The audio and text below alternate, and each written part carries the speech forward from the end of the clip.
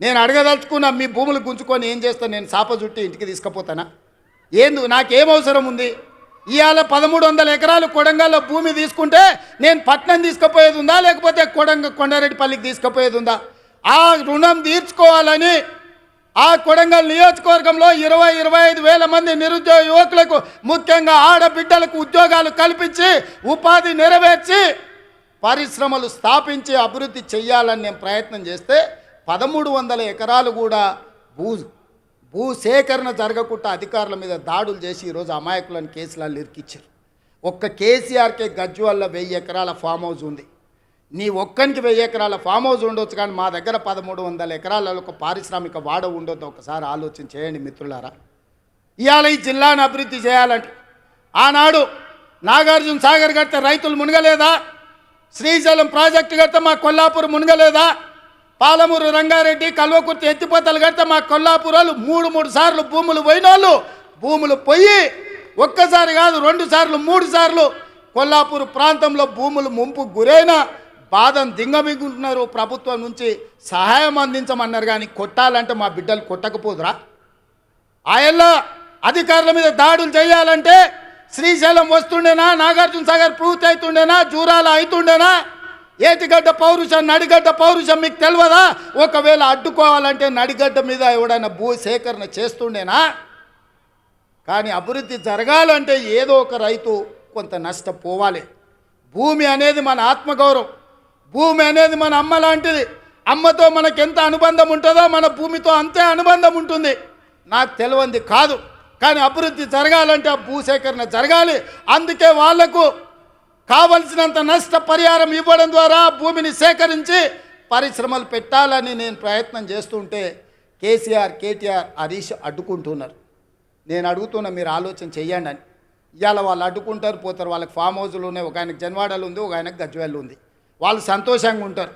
మళ్ళీ ఈ జిల్లాకి ఎప్పుడైనా పరిశ్రమలు వస్తాయా? మన పిల్లలకు ఉద్యోగాలు వస్తాయా? ఇవాళ మీరు అండగా నిలబడితే 10 రూపాయలు ఎక్కువైనా ఇచ్చే శక్తి నా దగ్గర ఉంది.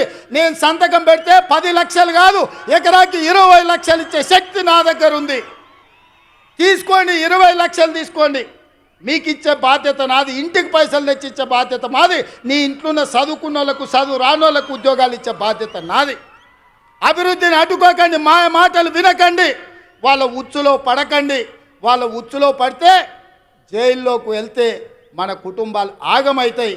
ఇవాళ 10 రూపాయలు ఎక్కువ తీసుకోండి, పక్కకు పోయి భూమి కొనుక్కోండి, పిల్లలకు ఉద్యోగాలు తీసుకోండి, మీ కుటుంబాలు బాగుపడండి.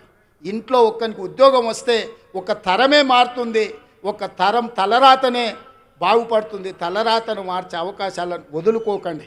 ఇవాళ ఈ జిల్లా మీద పగబట్టి ఈ జిల్లాను అభివృద్ధిని అడ్డుకోవాలని సాగునీటి ప్రాజెక్టులలో కాళ్ళలో కట్టబెడుతున్నారు. పరిశ్రమలు తేవాలంటే భూసేకరణ జరగకుండా అడ్డుపడుతున్నారు. ఇవన్నీ కూడా ఈ జిల్లా గమనించాల్సిన అవసరం ఉన్నది. అందుకే మిత్రులారా, ఇవాళ రైతులకు బోనస్ ఇచ్చినాం, రైతు రుణమాఫీ చేసినాం, ఇవాళ 50,000 ఉద్యోగాలు ఇచ్చినాం. ఆడబిడ్డలకు 1,15,00,000 మంది ఆడబిడ్డలు ఆర్టీసీ బస్సుల్లో 3,700 కోట్ల రూపాయలు ఉచితంగా ప్రయాణాలు ఇచ్చినాం. 200 యూనిట్లు ఉచితంగా ఈరోజు పేదలకు విద్యుత్ ఇస్తున్నాం. 50 లక్షల కుటుంబాలకు 500 రూపాయలకే సిలిండర్ ఇస్తున్నాం.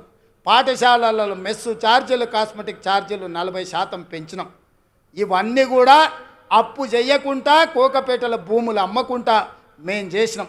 ఇవే కాదు, సంవత్సరం మొత్తం 72 లక్షల కుటుంబాలకు, రైతు కుటుంబాలకు 54,000 కోట్ల రూపాయలు ఖర్చు పెడితే ఒక్క కల్వకుట్ల చంద్రశేఖరరావు చేసిన 7 లక్షల కోట్ల రూపాయల అప్పుకు ఇప్పటి వరకు మా బట్టి విక్రమార్క గారు 60,000 కోట్ల రూపాయల మిత్తి కట్టిండు. మిత్రులారా, మన నెత్తి మీద గుదిబండ పెడితే ఆ గుదిబండకు 60,000 కోట్ల రూపాయలు అప్పు కట్టిండు.